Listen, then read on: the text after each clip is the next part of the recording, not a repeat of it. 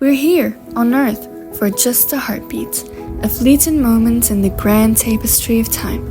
Imagine living each day as if it were a scene from a storybook or a movie, where every sunset is a masterpiece and every breeze carries a secret, blah blah blah blah blah blah blah. Hey you, pay attention to what I'm saying. There is a bittersweet beauty in the mundane. Laughter with friends under the stars, the quiet moments of solitude, the simple joys that make our hearts ache. We often overlook these small wonders lost in the rush of life. But it's in these small moments that we find the essence of our existence. To romanticize life is to grasp these fleeting fragments of time, holding them close and tightly, savoring the melancholic beauty they bring. Hey there, welcome back. So let's just dive in, okay? This year has been a pretty rough year, honestly, for me.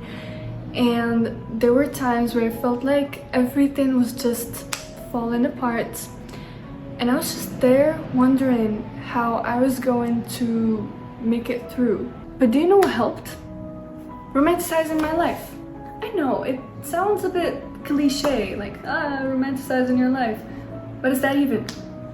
But it helps. It really helped me. I mean, look, going through your day and then paying attention to those small details in your daily routine, those small, almost magical moments are exactly what got me through this hard period. Today, I want to have a chat about that. No instructions, no steps, just a chit-chat about finding the joy in the little things in life. Sometimes those little moments were the only thing that made the tough days bearable. It's like finding comfort in the simple things, even when everything else feels overwhelming. And maybe if you're going through something right now, this video could help ease the pain a little bit, because this way you know that you're not the only one going through the things that you're going through right now.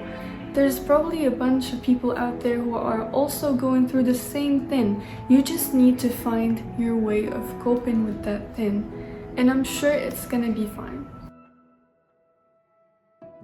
Let's talk about mornings for a second, especially those early mornings.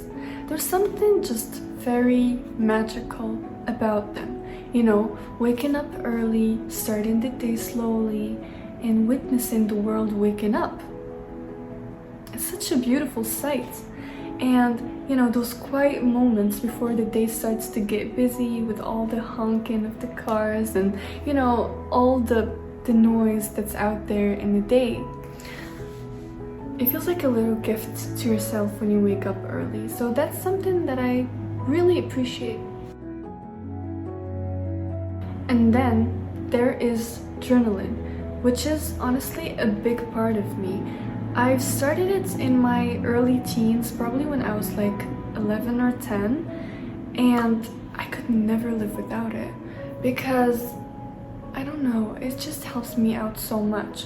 Whenever it gets pretty messy in here, I just write those thoughts down, and it feels like I just dumped them.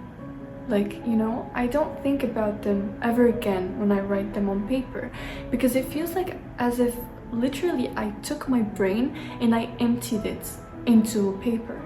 That's what it feels like. And not only that, but I also romanticize it, because I mean, look at me, I'm writing in my little journal in my little room, you know. It's just, it feels pretty good to write in a journal, and you should try it too if you haven't already tried it. Nature walks are literally my therapy. I could never live without them. Okay, I could never live without journaling and nature walks. You know, just getting outside, feeling the breeze on your skin and listening to the sounds around you. It sort of reminds you of how small you are and how small your life is.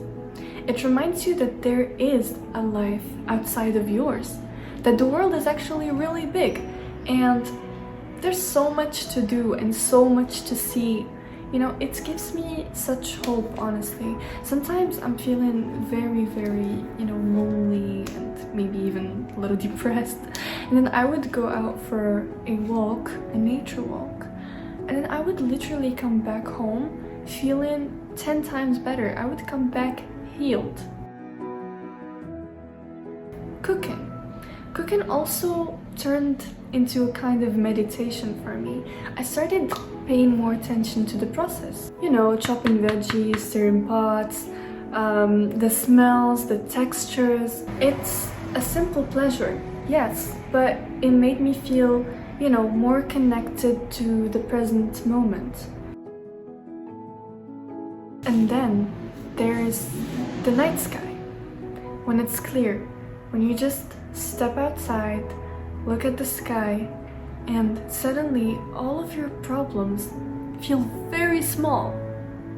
It feels humbling a little bit, actually, realizing how vast the universe is and how small your problems are compared to it. It honestly makes everything else so much less, overwhelming. And when it starts raining and you open your window a little bit so you can let that earthy smell get into your room, and it fills it, and all you can smell is that smell, it just feels heavenly. It feels very safe, if that makes any sense. It literally calms all your nerves. And wait, especially if you go out and play in the rain like literally nothing matters. You're like, fuck it, I'll wet my hair, I'll wet my clothes, like literally nothing matters today. I want to do this, I want to feel the rain on my face and on my skin. That feels freeing. Straight out of a movie, 10 out of 10. Now, these small moments of romanticizing life didn't really change my situation in any way, but they changed the way that I felt about it. They gave me something to look forward to, something to hold on to when things were hard. And I really hope that in sharing this, it can inspire you to find your very own moments of magic. So this is pretty much gonna be the end of this video. Thank you for hanging out with me today. It was honestly such a fun time. And remember, no matter how tough it gets, there's always a bit of beauty for you to look around for. You just have to find it. So take care, and I'll see you the next time.